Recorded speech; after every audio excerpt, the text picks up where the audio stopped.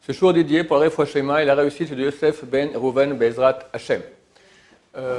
Cette année, à Shavuot, Yom Tov tombe vendredi, premier jour de Yom Tov, à l'étranger, deuxième sera pendant Shabbat, donc tout en Israël à l'étranger, font le Eruv Tafshilin. Qu'est-ce que c'est le Eruv Tafshilin? Littéralement, mélange des plats. On va expliquer de quoi il s'agit. La Torah a permis de cuisiner à Yom Tov. C'est écrit dans la Torah, ou les vadou yaselachem, ce qui se fait à manger pour toute âme, alors vous pourrez, ça seulement vous pourrez le faire. Donc on a le droit de faire ce qu'on appelle Tzorech Ochel Nefesh, ce qui est bon, nécessaire pour mon âme, d'accord, pour mon corps, j'ai le droit de le faire pendant Yom Tov. J'ai le droit de cuisiner, j'ai le droit d'égorger, j'ai le droit de faire passer du feu, d'accord. L'interdiction de faire du feu à Shabbat, elle est de Horaïta. De la Torah. C'est un des 39 travaux pour lesquels on a un chiyuv, donc un chiyuv khatat. On a fait ça de façon non volontaire à l'époque du temple, on avait amené un sacrifice. À Yom Tov, il n'y a pas cet interdit. L'interdit de faire du feu, c'est interdit des Rabbanan de création. Tu crées, c'est nolad, d'accord? On n'a pas le droit de créer une chose, mais ce n'est pas interdit de la Torah. C'est pour ça qu'on peut passer d'une flamme existante. Donc on peut passer pour cuisiner, d'accord? En discussion, est-ce qu'on a le droit de fumer? Un temps, les poskim m'ont dit oui, parce que quand tu fumes, ça aide au transit intestinal. Donc ça aide pour ton corps, d'accord? Donc les gens fumaient à Yom Tov. Actuellement, les médecins ont dit que c'est mauvais pour la santé, donc beaucoup de poskim m'ont dit on ne peut plus fumer à Yom Tov. Bon, donc c'est pas clair, c'est qu'on ait le droit. Celui qui fume, on ferme les yeux, on dit rien, mais c'est mieux, si quelqu'un ne peut pas fumer à Yom Tov, c'est clair que c'est mieux. Donc il n'y a pas d'interdit de cuisiner à Yom Tov. Maintenant, c'est uniquement si je cuisine pour Yom Tov. Je cuisine pour le lendemain. C'est interdit. Est-ce que c'est interdit de la Torah ou des Rabbanan? Il y a une marloquette. La halacha, c'est interdit des Rabbanan. Pourquoi? Parce qu'on dit, une svara, une chose qui s'appelle ho'il. C'est quoi ho'il? Vu que tu cuisines maintenant, on va dire, tu cuisines jeudi, c'est Yom Tov. Maintenant, tu cuisines pour vendredi.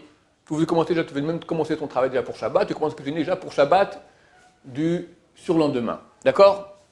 Tu n'as pas le droit de faire ça, c'est interdit. Mais pourquoi c'est interdit que des Rabbanan et pas des Horaïta? Parce qu'on dit peut-être que des invités vont venir pendant Yom Tov, en fin d'après-midi, et tu leur donneras ce que tu as cuisiné. Donc c'est pas clair que maintenant ce que tu cuisines c'est pour demain.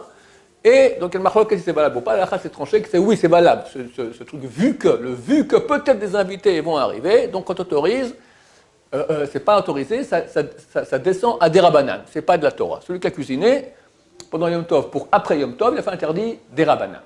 Vu que c'est que des Rabbanan, dans le cas où Yom Tov tombe un vendredi, les sages d'Israël ont permis de cuisiner de vendredi Yom Tov à Shabbat en faisant ce qu'on appelle un Eruv Tafshilin. Sans ça, c'est pas valable. Qu'est-ce que c'est l'Eruv Tafshilin?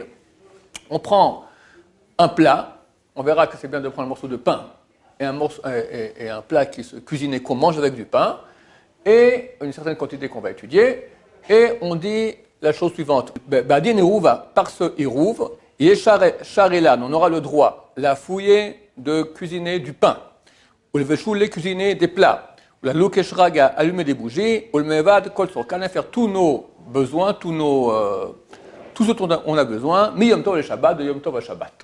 C'est l'araméen, celui qui ne comprend pas l'araméen comme la majorité des bons juifs, donc il le dit dans une langue qu'il comprend. En hébreu c'est l'hébreu, en français. Par ce hirouv, il nous sera permis de cuisiner du pain, cuisiner des plats, d'allumer les bougies, et de faire tous nos besoins de Yom Tov à Shabbat. Et par cela, tu as fait le hirouv. Maintenant, si tu fais un vrai hirouv, comme on va expliquer, on fait aussi une bracha. Al mitzvat hirouv. D'accord? On fait une bracha là-dessus, et on dit cette formule. À quoi sert le hirouv?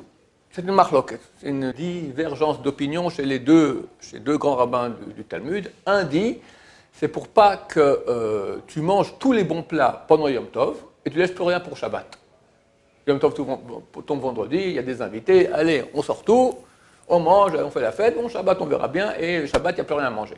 Donc maintenant le fait que tu fais le Eruv Tafshilin, ça te rappelle que, attention, il faut que tu gardes pour Shabbat. Deuxième raison, les deux sont valables, c'est que pour te rappeler que tu n'as pas le droit à un Yom Tov normal de cuisiner pour un jour de Chol. Si Yom Tov tombe lundi, tu ne peux pas maintenant cuisiner lundi pendant Yom Tov pour mardi, qui est un jour chol. Tu n'as pas le droit de faire ça. Comment ça te rappelle qu'aujourd'hui tu cuisines, vendredi pour Shabbat, mais parce que tu as un truc spécial, tu as fait le Yoruv Tafshili. On va s'arrêter ici pour le premier cours. La suite au prochain numéro. Baruch Adonai, l'olam, amen va amen.